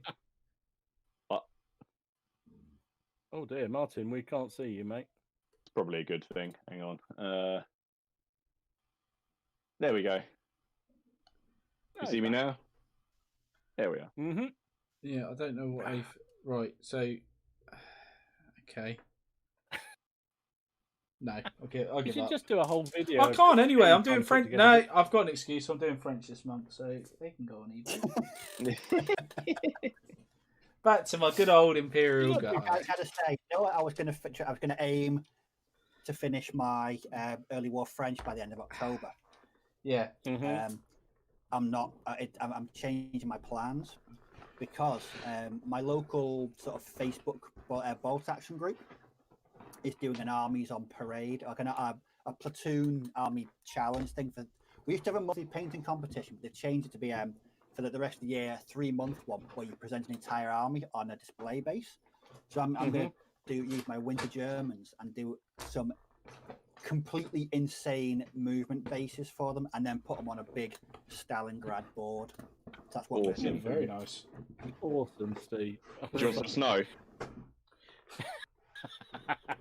He's got that Colombian special. I know a guy. He knows a guy. It's all fine. He knows a guy. I just thought, I'm really enjoying repainting these Germans at the moment, so I don't want to lose momentum with them. But the other night, I was like, I could put them, not like the movement trays I made for those infamy British that I did a few months back. What I want to do is individual movement trays with like bits of broken wall and window and craters, and then they will then be all put on one big sort of board. I can see it in my head now. The basing opportunities are endless. Right. Oh, I want to see that, Steve. I want to see that. Command for the I'm guard. looking forward to it. I so want to get That's back. why I'm really I looking actually forward want to these. get back to Gold Section. I'm really looking forward to doing these Blitzkrieg Germans for Stalingrad, sort of the early months. They're going to be put. The basing I did for my SAS on corkboard. I'm going to base them like that, but with bricks, and it's going to be completely over the top, and I can't wait to start it. Nice. Awesome. Nice. Brendan and Libby from New Zealand who dropped in to say hello. Hello. Hello. Right, so we got America, Australia, New UK, Zealand, France, UK, France. We're worldwide, lads. I've only just realised. Our notoriety is expanding week by week. Yeah. What's going on? What is going on? It's lovely to have you all with us anyway. Oh, these are nicer. This is nicer. French. That's how it should be. That's a dirty word, isn't it, Dom? Much Just nicer. disgraceful. The old Mind you, I've guard. discovered you can do a whole French army without actually doing any French. It's fantastic. That's what I'm working on now. I've got my list here. I've got Baden to do next. Then I'm going to do some Hanoverians in the French side, some Swiss, got some Dutch. What models are you going to use for the Hanoverians, Dom? Well, actually, that's become a bit of an interesting point. So, the very helpful group of historical wargamers that you don't want to post any of your videos to on Facebook, I went on there and asked them a question about it. They're brilliant at asking if you want to ask questions about what you need and what the uniforms were. Although you get a hell of a lot of answers on it. But so long and short of it, so in the division I'm trying to do, there's a regiment called the 128th French Hassanic Line Infantry Regiment, and they're actually Hanoverians, or from German states around that area of Hanover. And so the only reference I can find for uniforms for them, they're wearing a really interesting, like a Prussian Landwehr uniform, but in green. What, like the smock coat kind of thing? Yeah, exactly. That kind of smock coat. It's a sort of really dark green, and I thought that's kind of cool. But all the references are from 1813 and 1814 when they changed sides. They were then fighting for the Allies. So I thought, well, they're not going to have the same uniform, are they? And sure enough, they have bloody French uniform earlier. So I'm going to have to paint them French. But at least I know they're not actually French. That's fine. Were they? That's quite interesting. Were they conscripts, or were they volunteers? So yeah, they were. Basically, they were. From what I can gather, they were. They were part of the Confederacy of the Rhine, and they were a formation. Well, no, they weren't. They sort of were, and certainly sort of weren't, because that's why they were sort of pushed into a French regiment, inverted commas French regiment. So they were basically the city guards and the city troops for the city-state of Hanover, and the associated region around that. So basically, when Napoleon took over the region, he said, "You're now French. You're now in the French army," and he put them in a unit amongst a whole load, because there was about 5 or 6 regiments that were in the French regular army, but were not French. They were different nationalities, and this was one of them. And then after his defeat, Leipzig. Well, in fact, they must have transferred before Leipzig, because it was 1813 they transferred over. So probably at the end of the Russian campaign, I guess, they changed sides, and what was left of them formed this Landwehr type formation that subsequently became part of the Prussian army. So it was kind of interesting. I'm fascinated by all these different weirdo empires. Do you know what? That documentary that Steve recommended, the multiple parts for the Napoleonics, that really helped. That did really. Oh God, really, yeah. That massively helped. That did. I was proper enjoyed it as well, which was really nice the way it was set up. It was really interesting. And it just made, when I watch other things, I understood it a lot more. Just made everything a bit easier. It just slotted things into place. I like the production was very much. It just told you what you needed to know. There was no like kind of fanning around for 10 or 15 minutes on one particular thing. The backgrounds of the battles were explained. The background graphics were tremendous in showing the ebb and flow of how the battles went. It was just an all round one of the best documentary series I've watched. And it was free. Ever, really enjoyed every single minute of it. Yeah. Yeah, it's funny. I mean, I know quite a bit about the period, and I watched it. I watched the one on the 1812 campaign, which is what got me really excited about this project. And I still was learning stuff all the way through it. It was so interesting. And yet it's only like, what was it, about a 30-minute video, 40-minute video, something like that. It's not very long. And it's just jam-packed like, wow, of information, that's though, isn't it? Interesting. Yeah. And as you say, presented really, really well. That's the sort of thing that gets kids interested in history to me. Yeah. Oh, perfect. No, not enough. It's not. No, but I'll tell you what was really. I'll tell you what. I'm listening to Bernard Cornwell's Waterloo at the minute. I've only got about 2 hours left on it, and that was because of British Legion. Git. One of his videos I was watching. He said, I'm getting into my Napoleonics again. It's one of his older videos, and he goes, "Yeah, I'm reading this book," and I just saw he lifted it up and he just went, just big writing, Bernard Cornwell, and then Waterloo. I was like, "You bastard!" Done. I was like, I yes. may be a bit heathen here, but I actually thought that was one of the weaker Sharp books myself. No, it's not. No, it's not Sharp. No, It's not he's- Sharp. I'm talking about the It's historical. the book. historical one. Oh, that one. Yeah, that's good. That's a good book. Yeah, I've got a couple of hours left on the audio.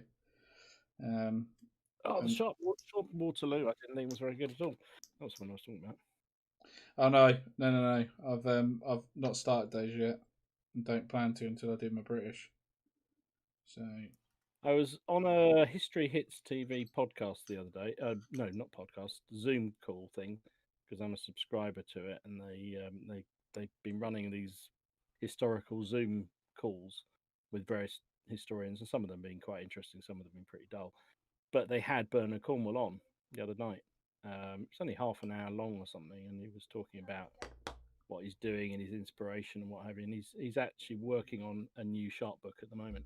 of course he is. Which apparently is going to be set just after Waterloo. Apparently, Is it called Sharp's Pension? probably. Sharp, But he did say, Sharp they did say STD. what's coming next, and I'm carrying on regardless. And they said probably a medieval one next. Oh yes, yes. Give me more 100 Years War. Give me more. Has he done any books from Order of Roses, Martin?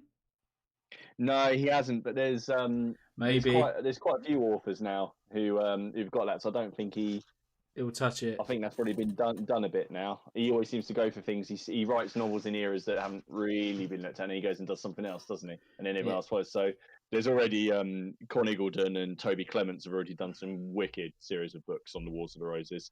I don't really see what he'd be able to add to it, unless he finds like another ancestor of his, Uhtred person, who sort of just runs around Northumbria in that period. Yeah. Yeah, the last one of those is coming out this week, actually. The last book in the series for Uhtred. If you're into that, I quite like that series, I have to say. Really enjoy it. But I'm a bit of a Bernard Cornwell fanboy. I really like it. Same. Yeah. Who isn't? It's awesomeness. Can I just say that that post I put on Facebook last week about me eating paint, that was a mistake. An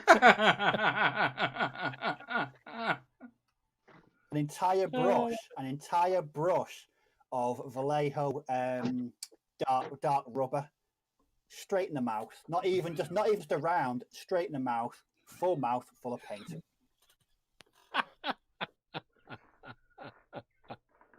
That's the risk you take, though, Steve, isn't it?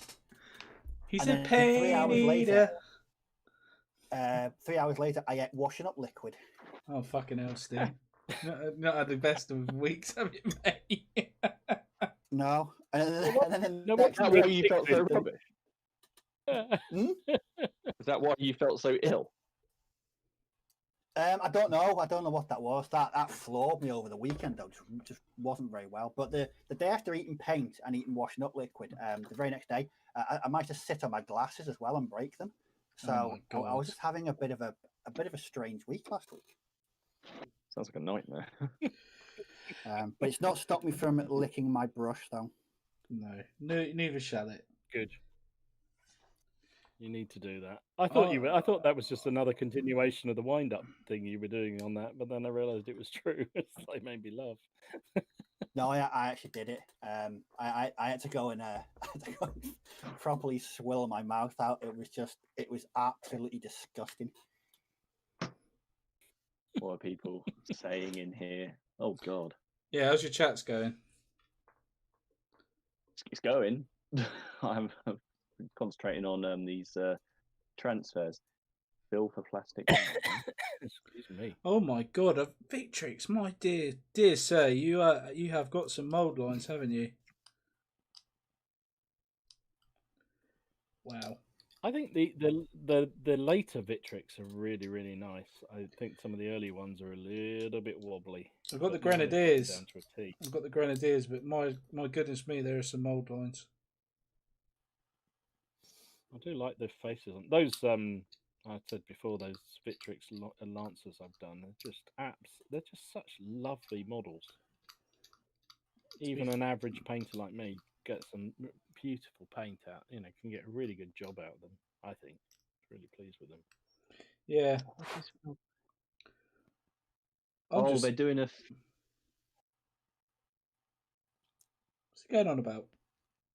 Sorry, no, I was just the chat. I was just catching on the chat. They're saying. I was trying to work out what they're saying. They're saying Phil for plastic crack. I think they're on about Wargamers Anonymous about getting him on. I was trying to work. Oh right. Yeah, like we said, anyone can join. Email what was it? The Plastic Crack Podcast at gmail.com. There you go. I remembered. Well done, you remembered it. And I say my mic is really loud. I think that's because when I bend down, I go nearer my mic because it's just on this little bit of cable. So, sorry. I'll try not to. The guy that sold me the 6mm army. This is how weird it is. Guy, he just literally messaged me now and just said, "Hi Ken, I've just discovered you got a YouTube channel and I've just watched you open my box." I sent you. I was like, yeah, I completely forgot about him. That's interesting. Hopefully he subscribes. That'd be nice. Oh dear. What time is it anyway? Oh Jesus, 20 to 10 already. Cracking on tonight, isn't it? You got anything else you guys want to talk about, or?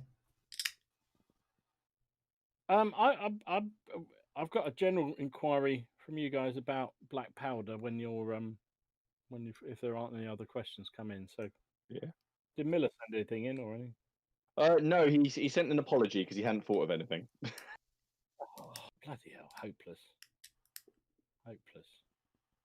So, all right, well, I'll ask my question then, and then maybe it'll spur other people into it. So, we played a Black Powder game last week, Jonathan and I. We haven't played it for ages, so we got rules wrong and everything else. But we were playing down at the new club venue, which is quite small. And because of social distancing, there was only the two of us playing on a 6 foot by 4 foot table, which isn't really big enough, I don't think. I know you play on a 6 by 4, don't you, Martin? Yeah, but I just found it. I mean, we saw if you saw the game, we only had like two brigades side plus a cavalry brigade, and it completely filled the table.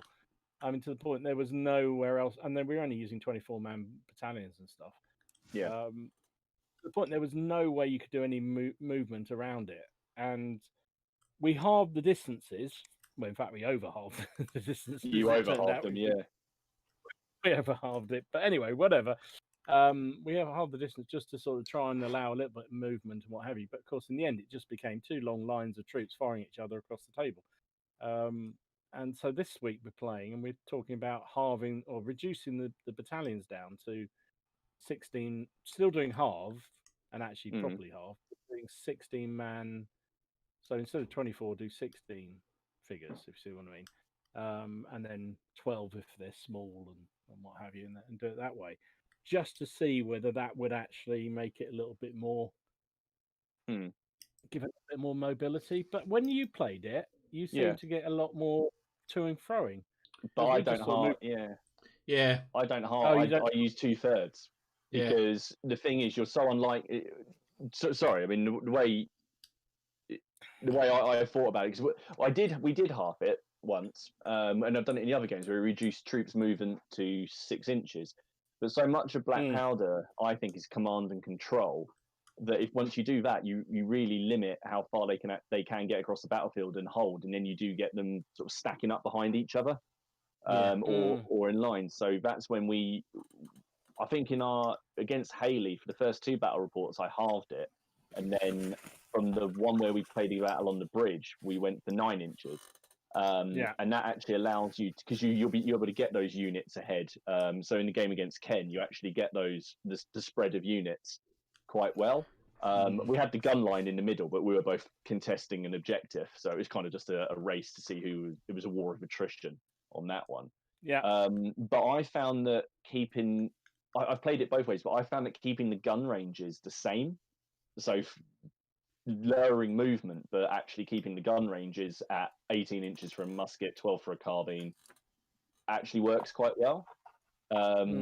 Because I don't know. I can't really explain it. Because you haven't got to get up in each other's face to be able to shoot each other. Yeah, and it's not taking about 20 turns to get towards. Yeah.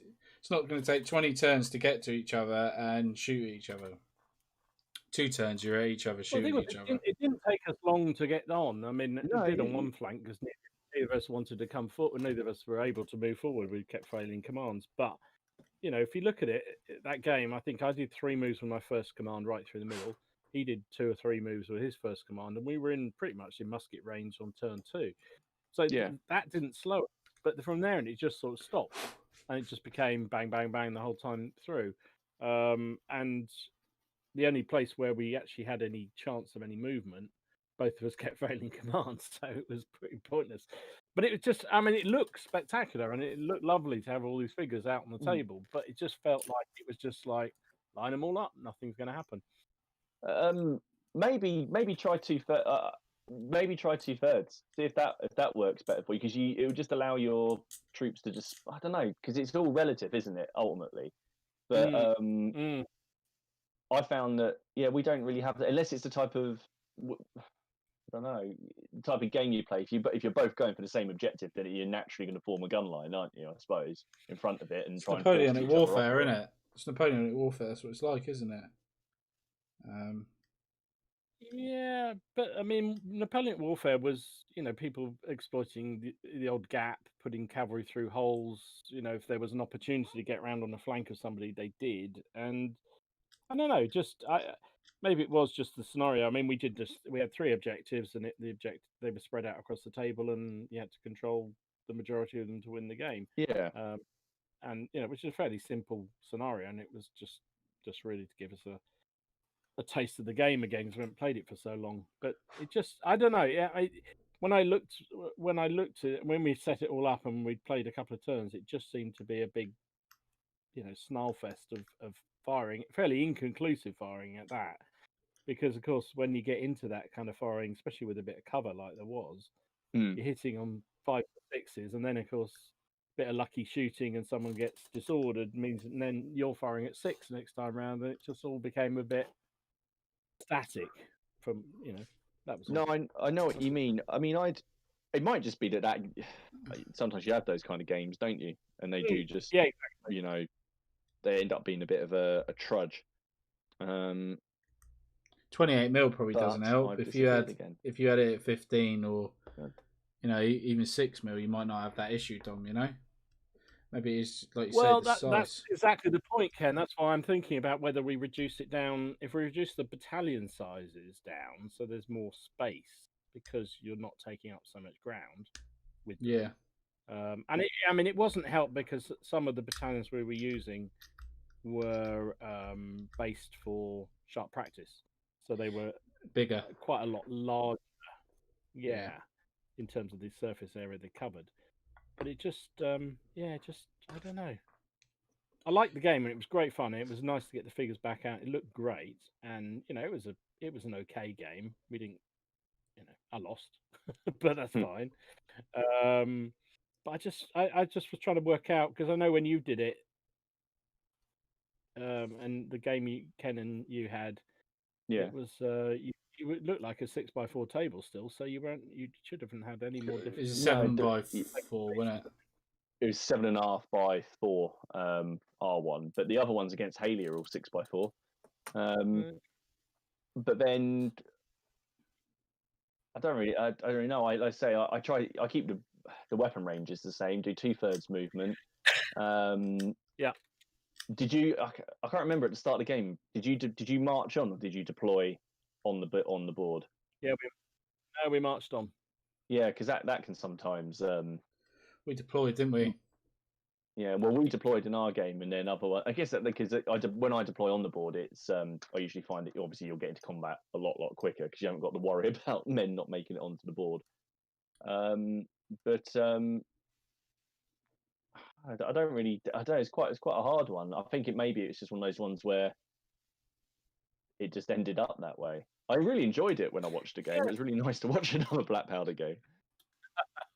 I enjoyed playing it. Don't get me wrong, and it was just we were talking about it afterwards, and we talked about it subsequently, and we sort of were saying, well, I think reducing the speed kind of helped, or did it?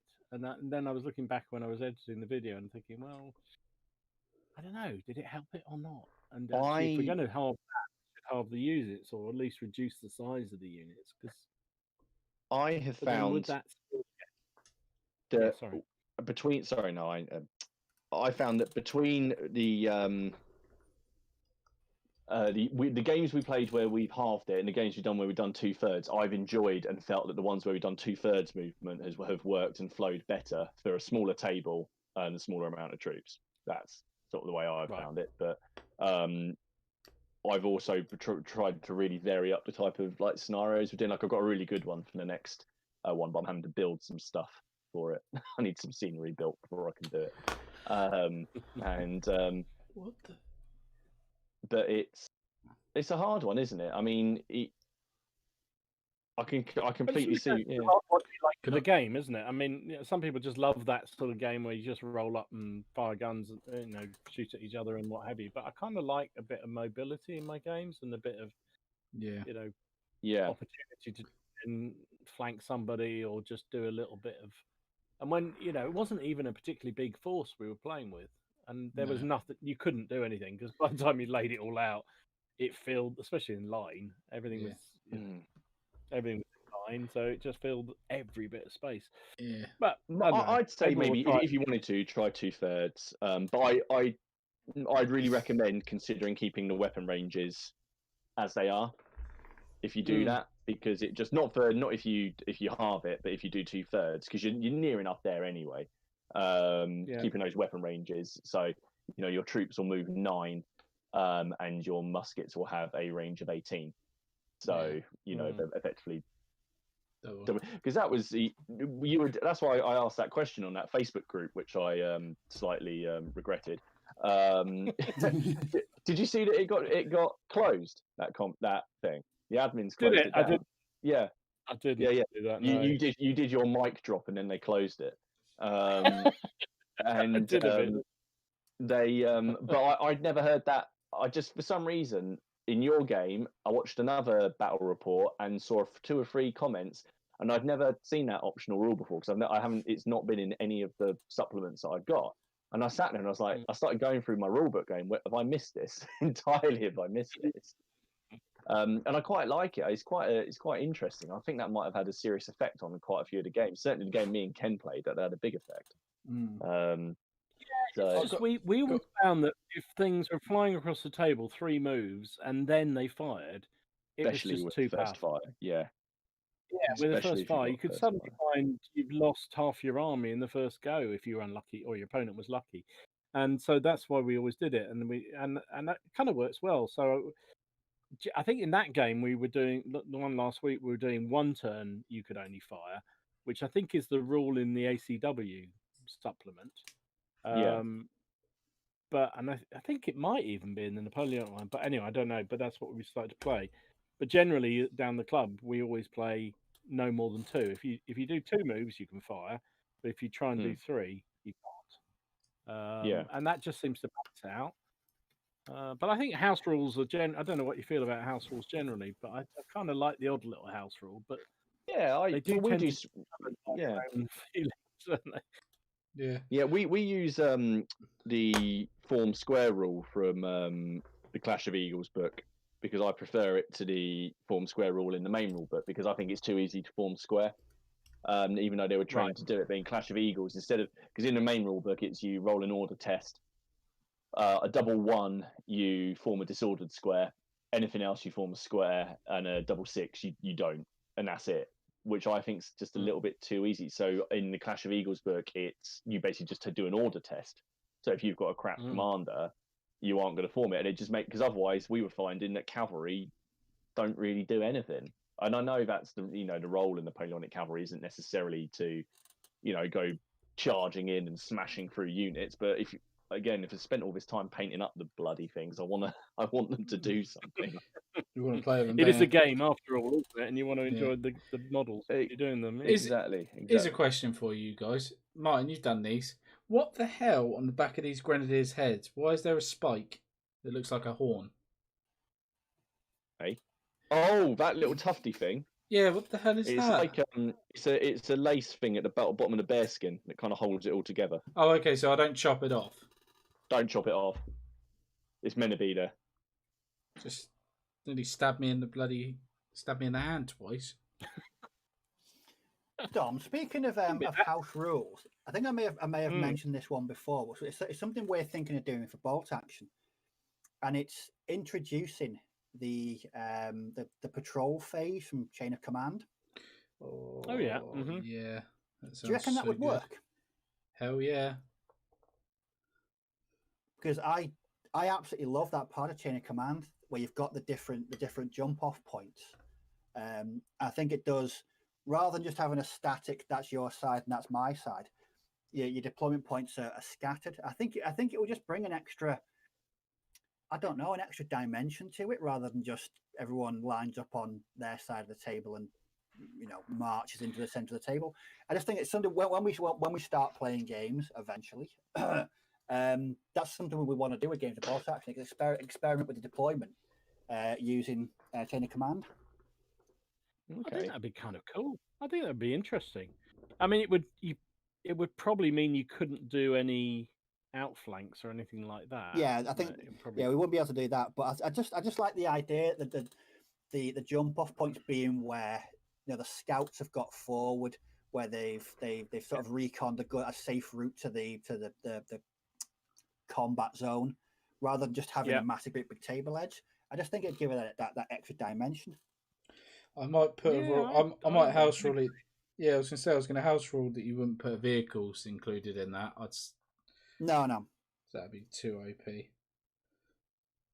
Have you ever done hidden deployment where you put a screen or something in between you both, and then you deploy like there's a snowstorm or fog, or you go to positions in the night and then you reveal it to find out where you both are? Yep. many years ago when I played Space Marine, so epic Space Marine back in the early 90s. We used to do that. We used to do screened deployment. It's good, isn't it, Steve? That was always interesting when the screen was removed. What you'd find is I'd always used my main tactic, and they never really sussed me out. It was always the refused flank. So they'd spread out across the entire table, and I'd concentrate on kind of a third or a half of the table and do all my deployment there, which would render most of the stuff that they'd deployed on one half of the table useless for a couple of turns. Yeah, I used to like that. I think for some games that works really. That whole hidden deployment works really well. Yeah, I think for something like bolt action, though, I'm not sure it would so well. No, it's a bit more. Game, it's more, it's a bit more matching what your opponent's doing, isn't it? I always put a flamethrower over there. I'm going to try and get my sniper on. So where do I put my sniper to best effect, or what have you? So, but I think some games that's a really good way of doing it. I'm trying to think of the games I used to do that, but quite a few in the past.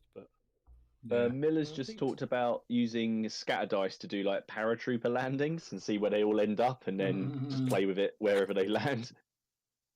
I can't remember, was it? I think it was rapid fire. I think that used to have a system where you'd write your commands, the paradrop commands, on little pieces of paper, and then you were supposed to stand on a chair or something above the table and then drop them, and where they landed, because of course they fly all over.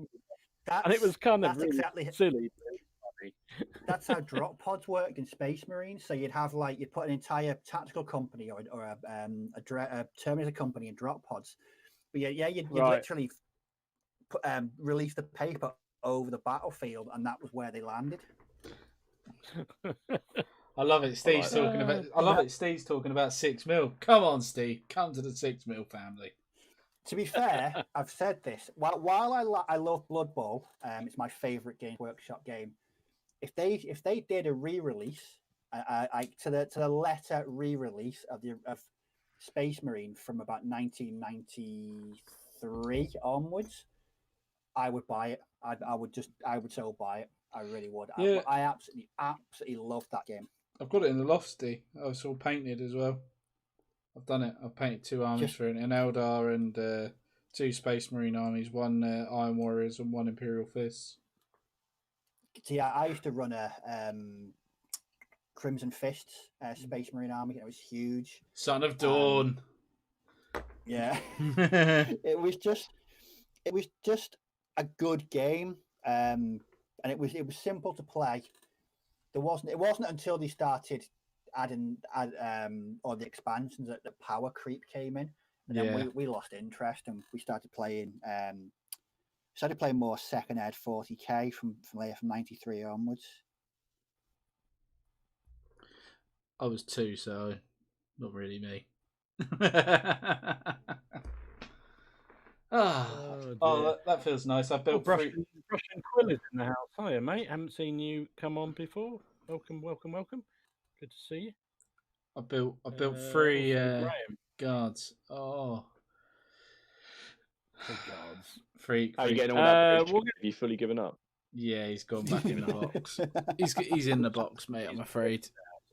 He's in the box. He's wussed out. He's there. He's there. He'll come out again. Don't worry. When it's British time, but at the minute it's time for the guard because I want to do both of these. I want to do all 60. Paint them up. Well, 48. I'm not gonna. I could paint all 60 and then make them big battalions. Can I? Yeah. Just. Good. So, Wargames Anonymous is asking thoughts on World War II in 20 mil. I don't know what you mean by that exactly, mate. Is that a good scale? Do you mean? Never if done it. it. Then yes, I've never done it in 20 mil. It's a good scale. No, I haven't. It's always 28. Yeah, I have. I've got an Italian army in 20 mil. I've got a British, German. Yeah, a few in. Used to play rapid fire and stuff. I can honestly say it's a scale I've never painted. I've painted 6, I've painted 10, 15, and 28. I've never painted 20 mil figures. I find it's a really good compromise because you've got almost the detail of a 28 mil. But the size of a 15. And it's sort of the same price of a 15. Yeah. And it kind of works, I think. And also, like we're talking about with the Napoleonics on a big game table or what have you, it kind of works reasonably well at 20 mil, I found. But then I never did 15, and 15 probably is even better. I don't know. Well, that's what we're going to be playing, Chain of Command in 15 mil. Yeah. I was going to say, Dom, do you want to... Go on. Sorry, carry on. I was going to say, did you want to try black powder in 15 mil at ACW on Friday? If I come Yeah. Because then you've got the size then, you could do a 6x4, but then you've got the... you'd have the 15 mil size, won't you? And we'll keep the same, as what Martin said, 9-inch movement and 18-inch shooting. Let's see what it's like. Give it a go, can we? For 15 mil, you make it centimeters, I think. Yeah. Oh, is it centimeters? Is it? Just keep the same. So 12 instead of a 12-inch move, do a 12-centimeter move. Exactly. Okay. That works really well with 15 mil. It's All right. fine. Give it a go. We do a few. I've done a few ACW in 15 mil, and it does work pretty good. Give it a go, but at that scale, gentlemen, it's 10 o'clock. Oh my god! It is already. It is time. Has anyone got anything crucial they want to say that can't wait till next week? No. Oh. No. Don't eat dark rubber Vallejo paint. It's gross. Don't eat paint. Don't get the Vallejo, the Victrix British infantry for No. Ken. Yeah. Keep calm and paint more French. Don't Right. tell Martin he's got the wrong kind of elephant. That's Yeah. the only thing. Yeah, he's got the wrong I've elephant. got on quite well. Yeah, I've got Yeah. on quite well. We'll find out. So yeah. Well, that's it for this week, guys. Thanks for tuning in, and we'll see you at the same time next week. And bye-bye for now. Bye-bye. Thanks for watching. Bye. See you later. Bye.